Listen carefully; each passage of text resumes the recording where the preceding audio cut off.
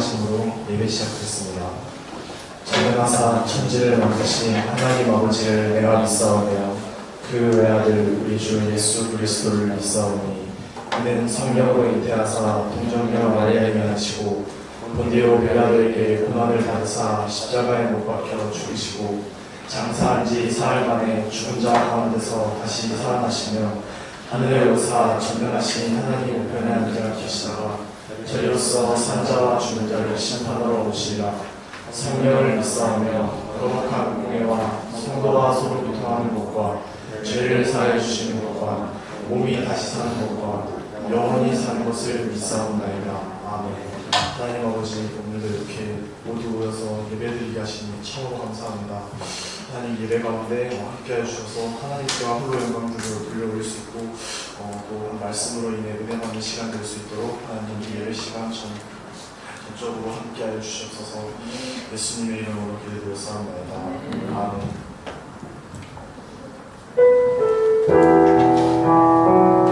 모두 자리에서 일어나서 찬양 드렸으면 좋겠습니다.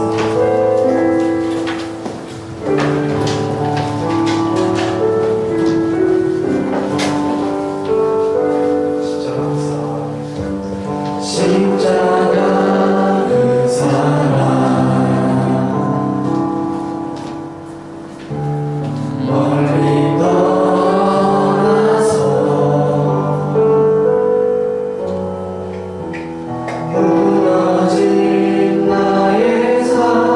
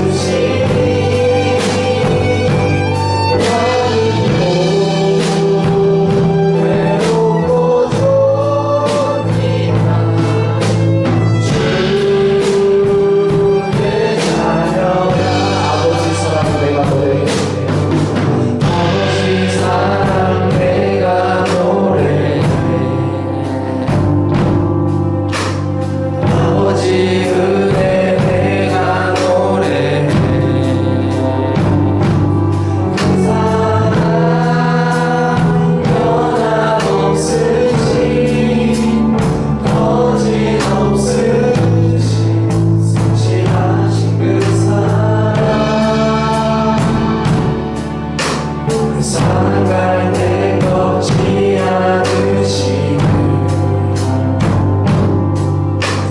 거절하는 눈물 끄지 않는 그 사랑 변함없으신 거짓없으신 성실하신 그 사랑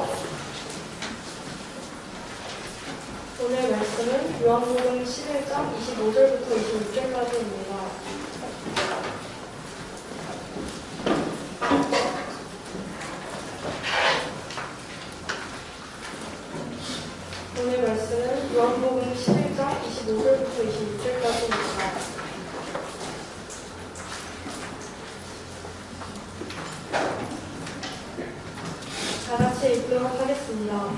예수께서 이르시되 너는 부활이요 생명이니 나를 믿는 자는 죽어도 살겠고 무릇 살아서 나를 믿는 자는 영원히 죽지 아니하리라. 이것을 내가 아니라. 목사님 나오셔서 예수님의 부활이라는 제목으로 말씀 전하시겠습니다. 샬롬. 여러분들 한 주간 또 평안하셨나요? 우리 예배드리러 온 모든 친구들을 환영하고 축복합니다. 이 시간 예배드리러 온 모든 우리 친구들의 삶 가운데 또 이 시간 가운데 하나님의 그 임재가 가득하시기를 주님의 이름으로 축원드립니다. 오늘은 요한복음 11장 25절부터 26절까지의 말씀을 가지고 예수님의 부활이라는 제목으로 함께 말씀을 나누도록 하겠습니다. 우리가 계속해서 지금 사도신경을 배우고 있는데요. 사도신경은 크게 세 가지로 나눌 수 있다고 했어요. 누구에 대한 것? 성부 하나님, 성자 예수님, 성령 하나님. 그 중에서 우리가 지금 누구에 대해서 배우고 있어요? 성자 예수님. 성자 예수님은 몇 가지로 우리가 구분할 수 있다고 그랬죠? 몇 가지? 5가지, 6가지. 뭐 6가지라고 얘기할 수도 있고 5가지로 얘기할 수도 있어요. 자, 첫 번째 항목은 뭐예요? 예수님에 대한 첫 번째 항목. 예수님의 신분. 예수님이 어떤 분이신가? 그래서 4가지로 나눠진다고 했죠? 뭐였죠? 우리 주? 맞아요. 죄송해요. 그 외아들, 우리 주, 예수, 그리스도. 자, 처음에는 예수님에 대한 첫 번째는 신분에 대한 거라고 했어요. 그럼 두 번째는 뭐였어요? 예수님의 탄생. 자, 두 번째는 예수님의 지난주에 예수님의 뭐에 대해서 배웠어요? 예수님의 죽음에 대해서 배웠죠. 오늘은 뭐에 대해서 배울까요? 예수님의 부활에 대해서 배워요. 그 다음 주는 예수님의 죽으시고 부활하시고 그 다음 뭐 하셨어요? 승천, 하늘로 올라가시고 그 다음에는 예수님의 재림, 다시 오심. 이것을 우리 친구들 기억하면은 사도신경을 고백하는데 또 외우는데 많은 도움이 될 거라고 했어요. 자, 그래서 우리가 방금 이야기한 거를 이렇게 정리했다고 그랬죠. 쭉 한번 보세요. 우리 친구들 2분은 꼭 기억하셨으면 좋겠어요. 예수님의 신분, 탄생, 죽음, 부활, 승천, 재림. 근데 그 중에서도 이 6가지 항목 중에서도 다 중요하지만 그 중에서도 더 중요한 거, 진짜 핵심 중에 핵심, 엑기스 중에 엑기스를 2가지로 뽑을 수 있다고 했어요. 뭐하고 뭐? 지난주에 이야기했죠? 예수님의 죽음과 예수님의 부활. 위치도 딱 정중앙이잖아. 그쵸? 6개 중에 정중앙. 예수님의 죽음과 예수님의 부활은 기독교 신앙에 있어서 두 기둥과 같아요. 하나라도 무너지면은 우리의 신앙은 전부 다 무너지는 거예요. 그렇기 때문에 우리가 예수님의 죽음에 대해서 잘 알아야 되고요. 또 예수님의 부활에 대해서 우리가 잘 알아야 합니다. 그래야 할 필요가 있어요. 그래야지 우리의 신앙을 든든하게 세워갈 수 있어요.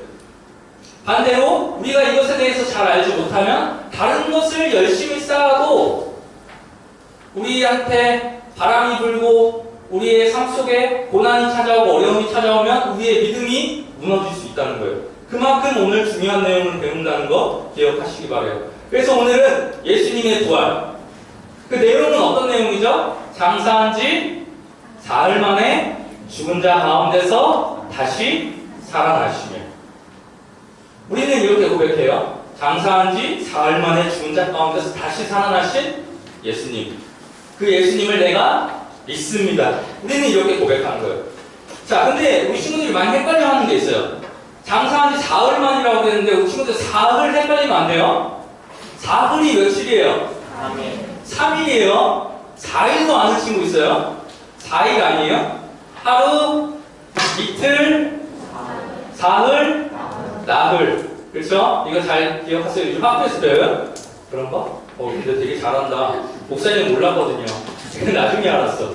그래서 엄청 창피했는데 우리 친구들 이거 기억하세요? 그래서 우리가 어떻게 고백하는 거냐? 예수님께서 십자가에 달려 죽으셨지만 3일 만에 다시 부활하셨음을 내가 믿습니다. 이 말이 곧 이 말이라고 이해할 수 있어요.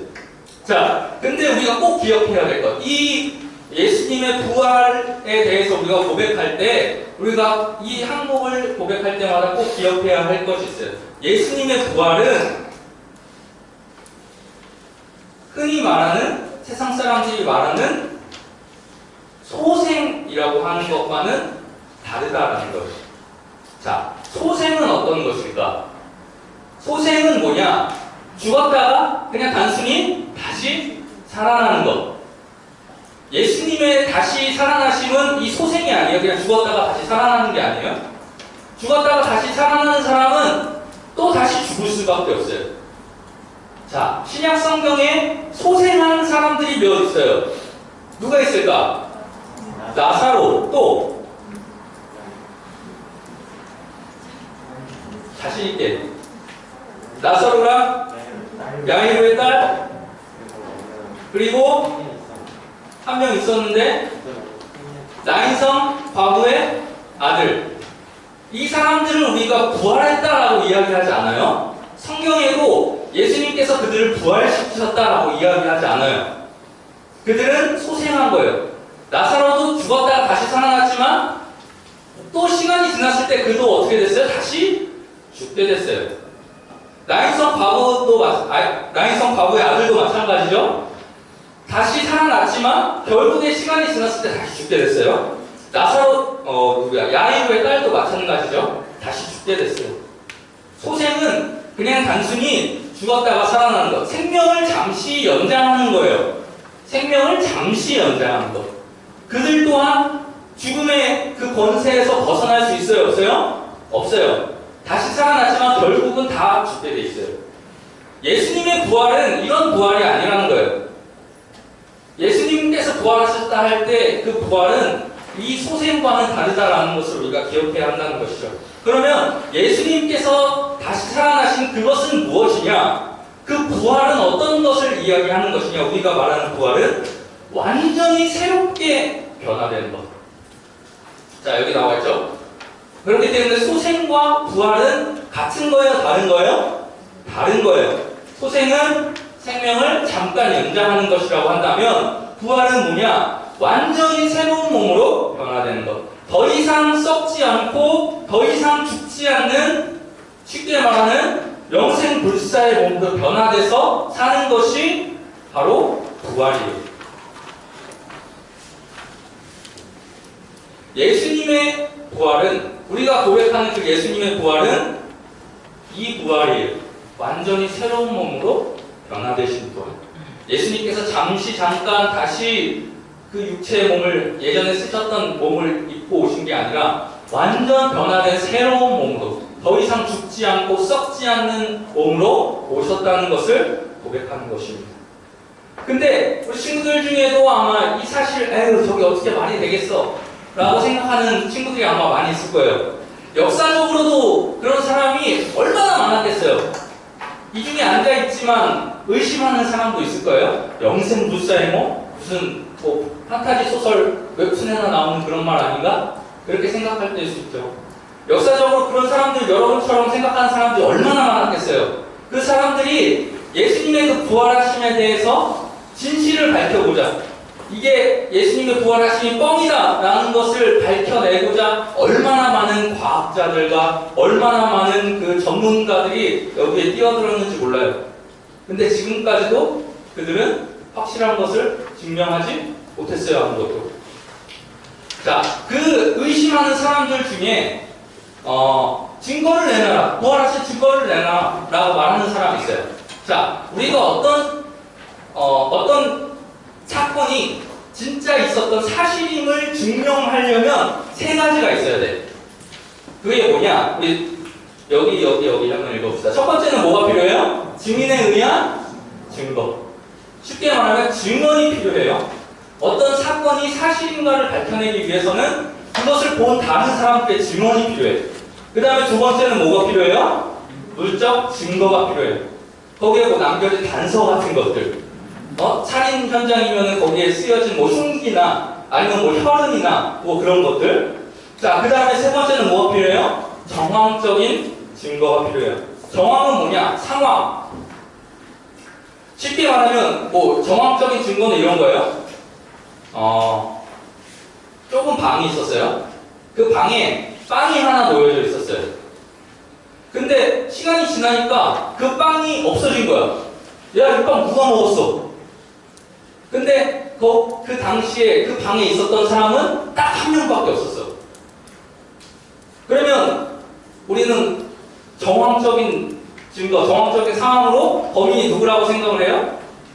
그 한 명, 혼자 들어갔던 그 한 명을 우리가 정황을 따져서 그 사람이 그 음식을 먹었다, 그 빵을 먹었다라고 생각을 하잖아요. 그것을 이야기하는 거예요. 어쨌든 그 사실 증명을 하기 위해서는 이러한 세 가지가 필요해요. 증언이 필요하고, 그 다음에 물적인 증거가 필요하고, 그 다음에 정황이 필요해요. 자, 우리가 그러면 예수님의 부활에 대해서 이 세 가지에 대해서 한번 이야기를 한번 해보자고요. 자, 첫 번째, 증인에 의한 증거가 어떤 것이 있는가 같이 한번 살펴보도록 할게요. 자, 2번, 네, 1번 나와 있죠. 자, 예수님의 부활을 봤던 사람, 증인들, 성경에 보면은 정말 많은 사람이 나옵니다. 우리가 성경을 뭐 부활절에 쭉 부활에 대한 그 말씀을 읽어볼 때 증인으로 나오는 사람들이 여럿 있죠. 그 중에 대표적인 사람이 뭐 막달라 마리아, 그리고 그 외에 여인들, 뭐 살로메, 뭐 그 다음에 요한나 뭐 그런 사람들, 여인들이 나오고요. 그 다음에 엠마오로 가던 제자들, 그들에게도 부활하신 예수님께서 찾아가요. 그 다음에 12 제자에게도 예수님께서 찾아가시죠. 심지어는 몇 명의 사람들이 그 부활하신 예수님을 봤냐? 500명이 넘는 그 사람들이 동시에 예수님을 봤다라고 증언을 하는 말씀을 우리가 성경에서 찾아볼 수 있어요. 수많은 증인이죠. 한두 명이라고 하면 의심해 볼 수 있어요. 뭐 12 제자까지도 의심해 볼 수 있어요. 근데 한순간에 500명이 넘는 사람에게 동시에 나타나셨던 분이 바로 예수님이에요. 이렇게 성경을 보면은 예수님의 부활하신 이후에 예수님을 봤다는 그 많은 사람들의 증언이 나옵니다. 그리고 그 많은 사람들의 이름이 직접적으로 거론이 돼요. 사도 바울이 고린도 교회에 부활의 증인들에 대해서 내가 말해줄게 라고 하면서 말씀을 전했어요. 자, 우리 한번 같이 뭐라고 했는지 읽어보겠습니다. 준비 시작. 장사 지낸 바 되셨다가 성경대로 사흘 만에 다시 살아나사 베바에게 보이시고 후에 12 제자에게와 그 후에 500여 형제에게 일시에 보이셨나니 그 중에 지금까지 대다수는 살아있고 어떤 사람은 잠들었으며 그 후에 야고보에게 보이셨으며 그 후에 모든 사도에게와 맨 나중에 만삭되지 못하여 난 자 같은 내게로 보이셨느니라. 자, 여기에만 해도 증인이 몇 명이에요? 게바, 베드로, 12 제자, 500의 형제, 야고보, 모든 사도, 또 이 글을 쓴 바울. 이렇게 수많은 증인이 있다라고 이야기하는 거예요. 자, 근데 여기에 필요하지 않은 말을 이 바울이 굳이 해요. 중간에. 안 해도 될 말을 해. 무슨 말을 해요? 지금까지 대다수는 살아있고 어떤 사람은 잠들었다. 이 말은 뭐 굳이 없어도 돼요. 그렇죠? 근데 왜 이 말을 했을까? 야, 지금 증인들이 살아있어. 그러니까 너 그 사람한테 가서 물어봐봐. 예수님께서 진짜 부활했는지 안 했는지. 이 말을 하는 거예요. 얼마나 자신 있어요. 야, 의심되면은 그 살아있는 사람 있지? 대다수는 살아있으니까, 예수님의 부활을 본 대다수의 사람은 살아있으니까 너가 직접 가서 그 사람한테 물어봐봐. 그 사람이 뭐라고 하는지. 바울이 이렇게 고백하고 있는 거예요. 그래서 이 꼭 필요하지도 않은 이 말을 넣은 거예요. 네 마음속에 의심이 있으면 그 증인한테 물어봐라. 이 이야기를 하고 있는 것이죠. 자, 이렇게 수많은 증인들이 있지만 여전히 믿지 못하는 사람들이 있었어요. 그 중에서 그 사람들이 뭐라고 주장을 하냐? 음모론을 주장하는 사람이 있는데 그 사람들 중에 어떤 사람들은 야, 제자들이 어떤 환각 상태에 빠져서 환상을 본 게 아니냐? 이런 주장을 하는 사람들이 있어요. 그 사람들의 주장을 뭐라고 그러냐? 여기 나와 있어. 뭐라고 그래요? 광각설이라고 불러요. 제자들이 실제로 부활하신 예수님을 본 게 아니라 어떤 무슨 뭐 약에 취해서 아무튼 무슨 뭐 단체로 뭐에 취해서 그렇게 본 건 아니냐라고 이야기하는 사람이 있죠. 근데 이게 현실적으로 말이 안 돼요. 왜 그러냐? 자, 환각은 어떤 상태에서 일어나냐? 개별적으로 일어나요. 근데 오늘 말씀을 보면 500명이 동시에 봤다라고 이야기를 하고 있죠. 500명이 동시에 환각 상태에 빠지는 일은 찾아볼 수가 없어요. 자, 그리고 환각은 계속 반복해서 일어나요. 그런 현상이 있죠. 근데 딱 그 예수님의 부활을 봤다, 목격했다라고 하는 사람은 언제까지만 예수님을 봤다라고 주장하냐? 딱 40일 동안 예수님을 봤다라고 주장을 해요. 그 이후에 예수님을 봤다라고 하는 사람은 없어요. 자, 그 다음에 그 환각은 특정한 장소에서만 일어나요. 그리고 특정한 뭐 시간에서만 일어나기도 하죠. 그런데 예수님께서는 너무 다양한 장소에서 나타나셨어요. 너무 다양한 시간에 나타나셨어. 그렇기 때문에 이 환각설은 말이 안 돼요. 그 다음에 이 환각 상태에서는 뭘 먹을 수 없겠죠. 그렇죠? 환각 상태에 빠진 사람도 뭘 먹을 수 없을 뿐더러 환각 상태에서 본 대상도 뭘 먹을 수 없을 거예요. 근데 말씀에 보면, 성경에 보면 예수님과 제자들이 함께 식사를 나눈 장면에 대해서 설명하고 있는 본문이 두 군데나 있습니다. 또 환각 상태에서는 대화를 나누지 않아요. 그런데 예수님께서는, 제자들과 예수님은 40일 동안 함께 지내시면서 함께 계속해서 대화를 나눴어요. 그리고 환각 상태에서는 물질적인 접촉이 일어날 수가 없겠죠. 왜냐? 환상이기 때문에, 가짜이기 때문에. 근데 어때요? 예수님의 제자들은 예수님을 만졌어요. 그리고 누가 직접적으로 예수님을 만졌다고 말씀에 나오죠? 유명한 예수님의 제자 중에 누가 의심해서 예수님을 만져봤어요? 누가 만져봤어요? 누가 만져봤어요? 도마가 만졌잖아요. 그가 직접 만져보고 진짜 예수님께서 부활하셨다는 것을 자기 입으로 고백을 했어요. 이러한 여러 가지 이유 때문에 어떤 사람들이, 예수님의 부활에 대해서 의심할 사람들이 주장했던, 제자들이 환각 상태에 빠져서 예수님을 본 것이 아니냐라고 말했던 것은 말이 될 수가 없는 것이죠. 자, 그 다음에 두 번째 증거. 첫 번째 뭐였죠? 증언이었죠? 두 번째 필요한 것은 물질적인 증거가 필요하다고 그랬어요. 자, 그러면 예수님께서 부활하셨다는 것의 물질적인 증거는 무엇이냐? 뭘 것 같아요? 힌트, 여기 앞에 있는 그림. 뭘 것 같아요? 비어있는 무덤.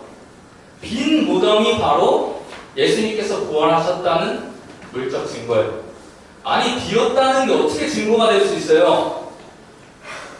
예수님의 시신이 어디에서도 발견되지 않았다는 것이 증거예요. 예수님의 시신이 지금까지도 어디에서도 발견되지 않았어요.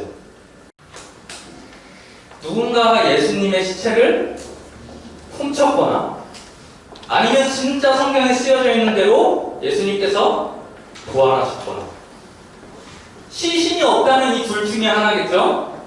뭐 이게 200년, 300년 지나서 다 썩어서 흙으로 돌아간 게 아니고 그 며칠 사이에 예수님의 시신이 없어진 거예요. 그러면 누군가 훔쳐갔거나 부활했거나 둘 중에 하나를 선택할 수밖에 없어요. 자, 근데 우리가 여러 가지 증거들을 보면, 그 당시 정황들을 보면은 누군가가 예수님의 시체를 훔쳐갔다는 것을 믿기가 더 어렵다는 사실을 발견할 수 있어요. 자, 그것에 대해서 좀 나눠볼게요. 이것에 대해서도 여러 부활을 믿지 못하는 사람들이 주장을 했어요. 예수님의 시체를 제자들이 훔쳐간 것이다. 그 설을 뭐라고 해요? 도둑설이라고 해요. 이것도 말이 안 돼. 왜 말이 안 되냐? 그 당시에 예수님의 그 무덤을 지키고 있던 사람은 한 명이 아니었어요. 당연히 그 당시에 예수님의 죽음이 사회적인 큰 이슈가 됐었죠. 그렇죠? 그렇기 때문에 그 로마에서도 이 예수님에 대해서 엄청 신경을 쓰고 있었단 말이에요. 그렇기 때문에 그 무덤가에 파수꾼을 세워놨어요. 경비병을 세워놨어. 그래서 얼씬도 못하게 해라. 이렇게 특별한 명령을 내려놨겠죠.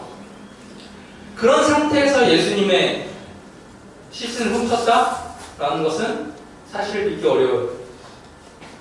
이 경비병이 자기가 그 무덤을 지키고 있는데 그 안에서 뭐가 없어졌다 하면 그 경비병은 어떻게 될까요? 그가 죽어야 됐어요.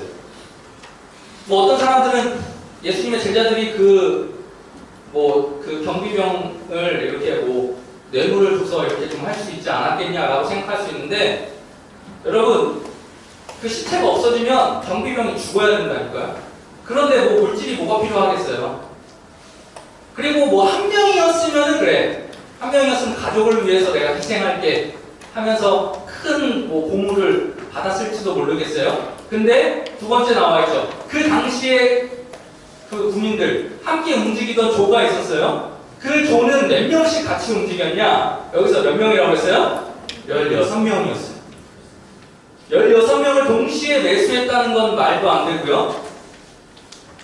그 다음에 그들이 다 함께 졸았을 수도 있지 않았냐라고 이야기하는 것도 말이 안 돼요. 한두 명이었으면 피곤해서 졸았을 수도 있겠지만 16명이 다 같이 졸았다는 것은 말도 안 되죠. 그리고 또 만약에 제자들이 예수님의 무덤을 훔쳤다면, 예수님의 시체를 훔쳤다면 진짜 말이 안 되는 게 있어요. 사도 요한을 제외한 제자들 모두 예수님의 복음을 증거하다가 죽었어요. 여러분, 가짜를 위해서 죽을 사람이 있을까? 가짜를 위해서 죽을 사람이 있을까요? 내가 가짜라는 거 뻔히 알고 있어. 예수님이 진짜 하나님의 아들이 아니고 내가 그 시신을 훔쳤어. 근데 내가 그 예수님께서 하나님의 아들이라는 사실 때문에 죽을 수 있을까요? 한 명은 그럴 수도 있어요. 근데 그러기에는 너무 많은 사람들이 예수님의 부활하심 때문에 그거를 증언하다가 자기 목숨을 내놔요. 예수님은 진짜 하나님의 아들이었다라는 것을 증언하기 위해서. 그게 가짜가 아니다라는 것을 위해서. 이거는 사실 어떻게 설명할 수가 없는 거예요. 그리고 또 마지막으로, 만약에 제자들이 예수님의 시신을 훔쳤다면 그들이 로마로부터 어떤 처벌을 받았겠죠. 하지만 그들이 처벌받았다는 어떠한 그 역사적인 기록도 남아있지 않습니다. 그리고 여기는 적어있지 않지만, 만약에 제자들이 예수님의 시신을 훔쳐갔다면 말도 안 되는 게 뭐냐, 그 무덤 안에는 뭐가 남아있었는지 알아요? 예수님의 시신을 쌌던 그 세마포와 수건이 남아있었어요. 자, 여러분, 만약에 여러분들이 제자예요. 예수님의 시신을 훔쳐야 돼. 시간이 촉박해. 어떻게든 경비병을 없앴다고 쳐봐요. 돌문을 열었어. 예수님 어떻게 훔쳐갈 거예요? 예수님 시체만 빨리 들고선 빨리 도망치지 않겠어요? 누가 올지 모르니까. 꼭 거기에 남아가지고 예수님 시신에 싸고 있던 그 수건 다 하나하나씩 이렇게 벗겨가지고, 아이고 예수님 고생 많으셨습니다. 세워라 내워라. 그거 다 벗기고, 아이고 예수님 옷도 좀 갈아입으시고요. 좀 몸도 닦으세요.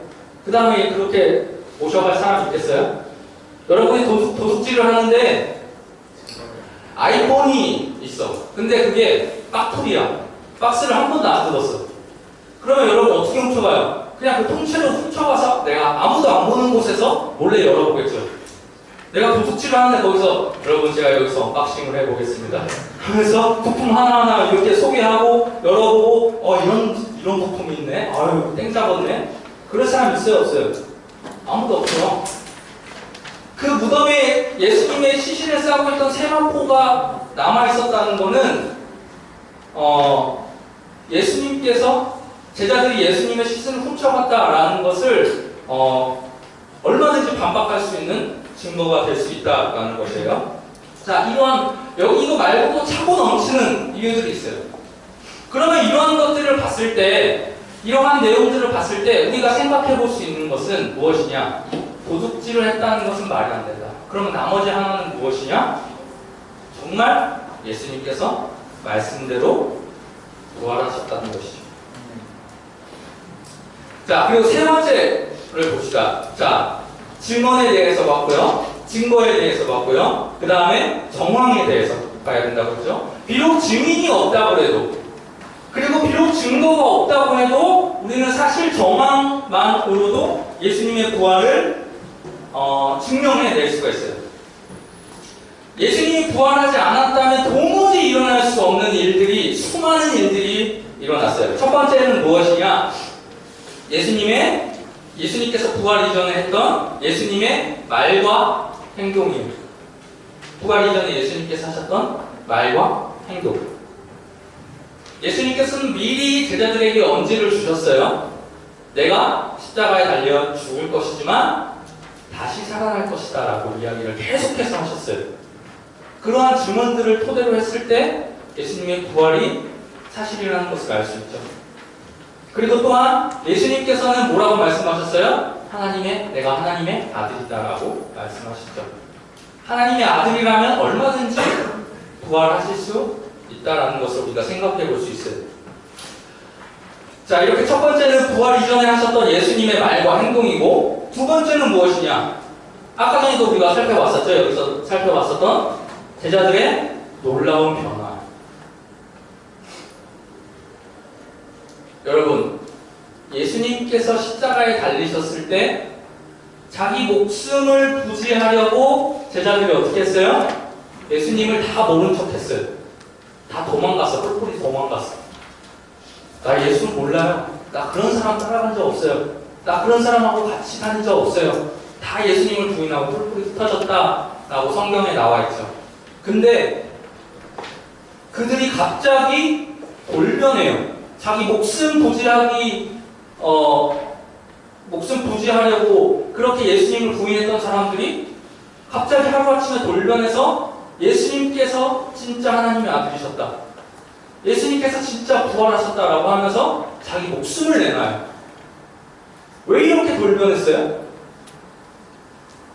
그걸 어떻게 설명할 수 있을까요? 자기 목숨을 그렇게 귀중하게 여겼던 사람이 한순간에 갑자기 어느 사건이 있은 후에 나 목숨 내놓을게요, 나 죽어서도 내가 한 말 바꾸지 않을 거예요 라고 하면서 이렇게 돌변해요. 그거를 무엇으로 우리가 설명할 수 있을까요? 그들이 진짜 예수님의 부활을 봤다라고 밖에 설명을 할 수밖에 없겠죠. 예수님의 부활이 아니고서는, 그 부활이 진짜라고, 부활이 진짜라는 사실이 아니고서는 그러한 제자들의 놀라운 변화에 대해서 설명할 방법이 없어요. 자, 이렇게 우리가 세 가지에 대해서 살펴봤어요. 예수님의 부활을 수많은 사람들이 증언했다라고 이야기했고요. 그 다음에 예수님의 무덤이 비어 있었다, 그것이 물적인 증거가 된다라고 이야기했고요. 그 다음에 수많은 정황적인 증거들이 남아 있었다라고 이야기를 했어요. 그것들은 다 무엇을 가리키냐? 단 한 가지를 가리켜요. 정말 예수님께서는 말씀대로 부활하셨다는 것을 말하고 있죠. 그 부활하심으로 우리는 예수님께서 진짜 하나님의 아들이었다는 것을 알 수 있어요. 예수님의 부활이 예수님이 하나님의 아들이라는 것을 증명해줘요.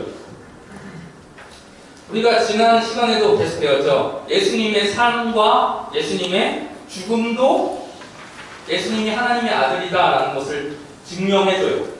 그리고 예수님께서 일으키셨던 기적들도 예수님이 진짜 하나님의 아들이었다라는 것을 우리한테 알려주고 있어요. 하지만 이 부활이야말로 예수님께서 진짜 하나님의 아들이었다라는 것을 우리에게 강력하게 증거해주고 있어요. 왜 그러냐? 아까 전에도 서두에 목사님이 이야기했죠. 소생한 사람은 있을 수 있어요. 그렇지만 부활하는 사람은 역사적으로 아무도 없어요. 근데 이 예수님께서 바로 부활하셨다 라는 것은 이 예수님께서 진짜 신성을 가지셨다 라는 것을 우리가 이야기할 수 있겠죠. 그 신성은 누구나 아무나 가질 수 있는 것이 아니라 하나님의 아들만 가질 수 있는 것이죠. 그렇기 때문에 예수는 진짜 부활하심으로 인해서 하나님의 아들이다 라는 것을 우리에게 증명해주고 있다는 사실을 우리가 알 수 있습니다. 자, 두 번째로 예수님의 부활하심이 예수님에 대해서 무엇을 이야기해주고 있냐? 예수님께서 죽음을 정복하셨다는 것을 우리에게 알려주고 있어요. 이 세상의 모든 사람들은 누구나 다 죽게 돼 있어요. 나사로도 다시 죽었고요. 그 다음에 또 뭐예요? 과부의 아들도 죽었고요. 야이로의 딸도 죽었어요. 불로초를 구해서 영원한 삶을 살고자 했던 진시황도 죽었어요. 사람들은 죽음을 이겨내고자 열심히 노력하고 그렇게 하려고 모든 방법을 동원해봤지만 그 죽음을 이긴 사람은 역사상 아무도 없어요. 그런데 누가 그 죽음을 이기신 거예요? 이 부활로 말미암아 예수님께서 그 죽음을 이기셨다는 것을 우리에게 알려주고 있어요. 자, 그리고 세 번째, 예수님의 부활은 예수님에 대해서 무엇을 말해주고 있냐? 예수님의 재림과 심판에 대한 믿음의 근거가 됩니다. 부활하신 예수님, 내가 부활하실 거다라고 말씀하신 그 예수님께서 진짜 그 말씀대로 부활하셨다라는 것을 우리가 알게 된다면 그 예수님께서 그 이후에 하신 말씀, 내가 다시 땅에 내려와서 그날에 믿은 사람들과 믿지 않는 사람들을 심판할 것이다, 심판의 날이 있을 것이다 라고 말씀한 것을 우리가 알 수 있죠. 믿을 수 있죠. 그 믿음의 근거가 된다는 거예요. 그 부활이. 예수님께서 이 땅에 오셔서 그동안 우리를 계속해서 괴롭히고 넘어뜨리고 쓰러뜨렸던 그 사탄의 모든 권세들을 무너뜨리시고 믿음을 끝까지 지켰던 남은 자들을 위한 그 영원한 하나님의 나라를 세우시고 그 안에 우리를 초대하신다는 거예요. 자, 그러면 마지막으로 4번. 예수님의 부활이 우리에게 어떤 의미가 있는가? 예수님께서 부활하신 것이 우리와 무슨 상관이 있는가? 첫 번째, 예수님의 부활은 우리의 죄가 용서받았다라는 것의 영수증이 됩니다. 자, 영수증은 우리가 언제 받아요? 왜 받아요?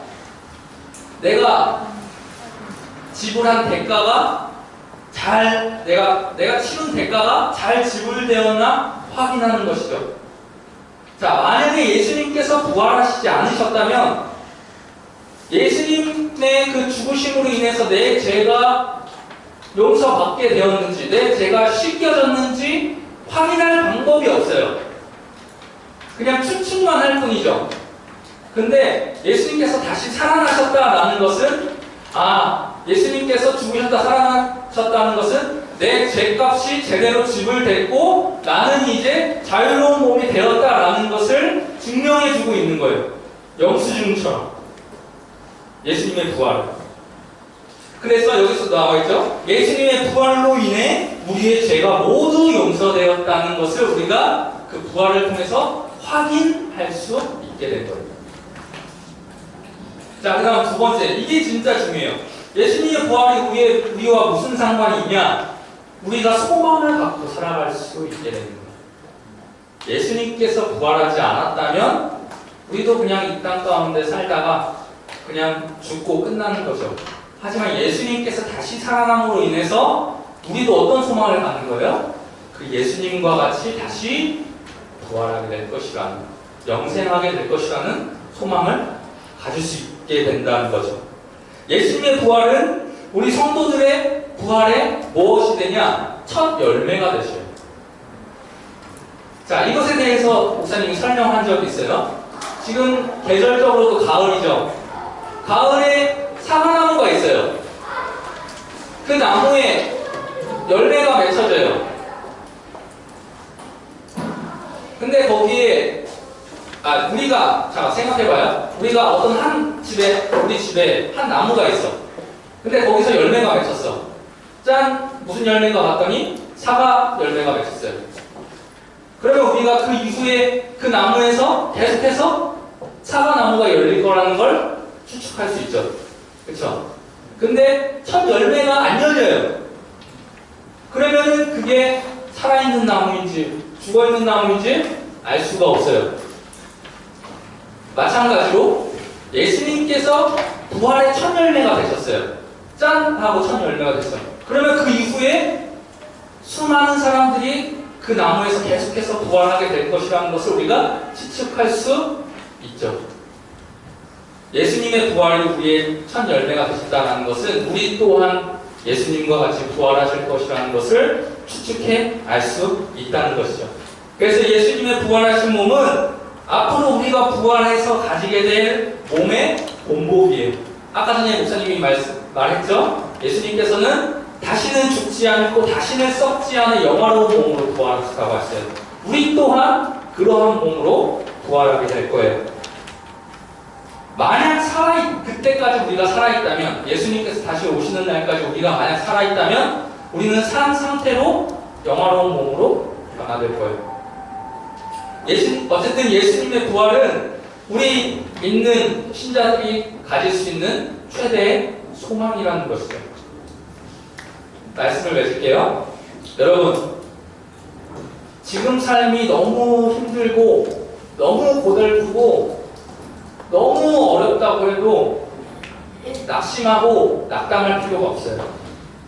여러분, 신앙생활하기 너무 힘들죠? 교회 다니기 너무 힘들죠? 근데 여러분, 그 신앙생활 포기하지 마세요. 왜냐? 이 땅의 삶이 전부가 아니기 때문에. 힘들어도 그 삶 포기하지 마세요. 이 땅의 삶이 끝이 아니에요. 신앙생활하기 힘들죠? 그래도 신앙생활 포기하지 마세요. 이 땅에서의 삶이 끝이 아니에요. 예수 그리스도의 대속의 죽음과 다시 부활하심을 믿는 사람은 어떻게 돼요? 천국에서 영원한 생명을 누리게 될 거예요. 그곳은 어떤 곳이냐? 우리에게 말씀해 주셨어요. 그곳은 어떤 곳이냐? 여기 요한계시록 21장 4절 말씀 잠깐 읽고 설명하고 끝내도록 하겠습니다. 준비 시작. 모든 눈물을 그 눈에서 닦아주시니 다시는 사망이 없고 애통하는 것이나 곡하는 것이나 아픈 것이 다시 있지 아니하리니 처음 있는 것들이 다 지나갔습니다. 그곳은 어떤 곳이냐? 눈물이 없는 곳이에요. 더 이상 슬퍼할 일이 없는 곳이고요. 그 다음에 죽음도 없는 곳이에요. 그 다음 슬픔도 없는 곳이고요. 아픔도 없는 곳이에요.